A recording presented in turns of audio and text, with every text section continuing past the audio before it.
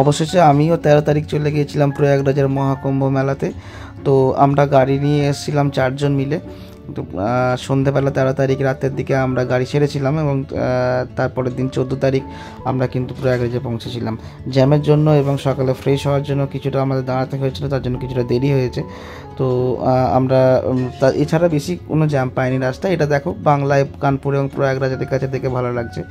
আমরা এখন চলে এসেছি সঙ্গমের কাছাকাছি। সঙ্গমে আমাদের যে ঘাট আছে স্নান করার জন্য, সেই সঙ্গম স্নান ঘাটের দিকে আমরা এগোচ্ছি। প্রচণ্ড ভিড় ছিল, ধীরে ধীরে এগিয়ে চলেছি। ভিড়ের মাঝ দিয়েই বেশ ভালো লাগছিল এবং বেশ এক্সাইটেড ছিলাম আমরা সবাই। প্রথমে যখন আমরা এসে গাড়ি পার্কিং করি তখন কিন্তু প্রচণ্ড ধুলোঝড় হচ্ছিল এবং প্রচণ্ড ধুলো ছিল বাইরে। যদিও সেখানে গাড়ি রেখে তারপরে যখন মেলার মধ্যে দিয়ে এলাম তখন কিন্তু অতটা ধুলো আর ছিল না। শুধু এখন মানুষ আর মানুষের মাথা দেখা যাচ্ছে। বেশ সাধুদেরও আমরা দেখতে পাচ্ছিলাম। এরপর এই যে দেখো সেই পিপা পুলগুলো যেটার উপর দিয়ে আমরা পেরিয়ে গিয়ে ওই পারে স্নানঘাটে যাচ্ছিলাম সঙ্গমের দিকে। তো আমরা এখন এগিয়ে যাচ্ছি, দেখছি প্রচুর মানুষ এখনও যাচ্ছে। সকাল থেকে সবাই স্নান চলছে, আমরাও যাই, এবার স্নান করব।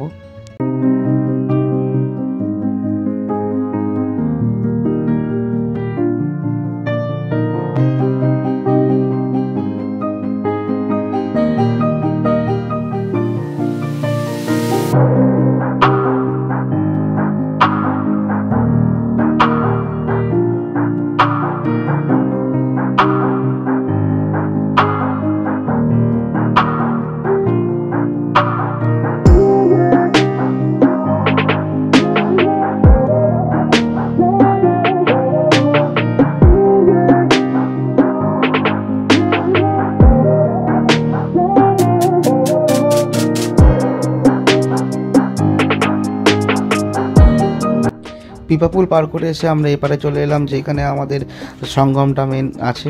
তো এই সঙ্গমে গঙ্গা এবং যমুনা মিলিত হয়েছে এবং সরস্বতী মাটির তলা দিয়ে গেছে, সেটা দেখা যাচ্ছে না যদিও। এবং এখানে গঙ্গা এবং যমুনার যে মিলনস্থল, সেই সঙ্গমের দিকে আমরা এগিয়ে চলেছি ধীরে ধীরে। তো সেইখানে আমরা স্নানটা করব। সব মানুষের ভিড় এখানে আস্তে আস্তে দেখতে পাচ্ছ তোমরা। এখানে স্নানঘাট লেখা আছে, সঙ্গম স্নানঘাট, এবং এখানে প্রতিটা পিলারে পিলারে কিন্তু নাম্বার দেওয়া আছে।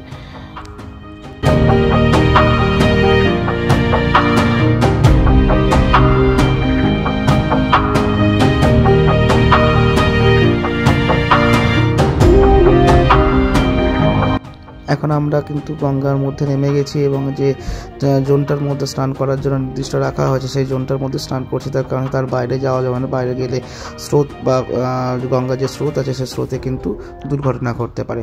তো আমরা এখানে স্নান করলাম, গঙ্গা পুজো করলাম, সূর্য পুজো করলাম। তারপরে এখানে কিন্তু এসে আমাদের বেশ মনটা ভালো লাগছে, খুব এক্সাইটেড ছিলাম এই সময়টার জন্য। তারপর আমরা নতুন জামা কাপড় পরে কিন্তু মাথায় তিলক লাগিয়ে নিয়েছি, যাতে আমাদের নিজেদের মনটা বেশ ভালো লাগছে, খুব ভালো লাগছে। এত দূরে এসে কষ্ট সার্থক হয়েছে। তো এরপর আমরা আবার পিপাপুলটা পার করে মেলার মধ্যে যাব, মেলাটা ঘুরবো, খাবো, তারপরে আমরা আমাদের আবার পরের গন্তব্যে যাব।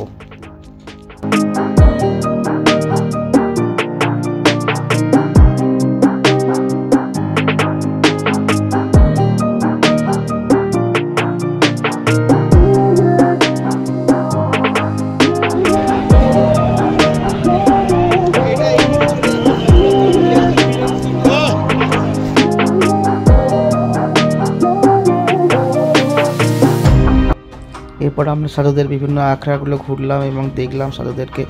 তো তাদের থেকে আশীর্বাদ নিলাম এবং মেলাটা একটু ঘুরে তারপরে আমরা পরের দিনকে সকালবেলা বাড়ি ফেরার পথে রওনা দিলাম। এবং রাত্রিবেলা যখন গেছিলাম যাওয়ার সময় তখন কিন্তু রাস্তাটা তো ভালোভাবে অনুভব করতে পারিনি। তো এখন ফেরার সময় দিনের বেলা আছে, তো দিনের বেলা রাস্তাটা বেশ ভালোভাবে অনুভব করছি। রাস্তার ধারে যে পাহাড়গুলো আছে পাহাড়গুলো দেখতে পাচ্ছি, দেখে বেশ মন ভালো লাগছে আমাদের। তো তোমরাও যারা এসেছো তাদেরও নিশ্চয়ই আশা করছি ভালো লাগছে এখানে এসে। তো বাকি যারা এসেছো তারাও কিন্তু কমেন্ট করে জানাতে ভুলো না তোমাদের কেমন এক্সপিরিয়েন্স। তো আজকে এই পর্যন্তই, চলো দেখা হচ্ছে পরের ভিডিওতে। ততক্ষণ সবাই খুব ভালো থেকো।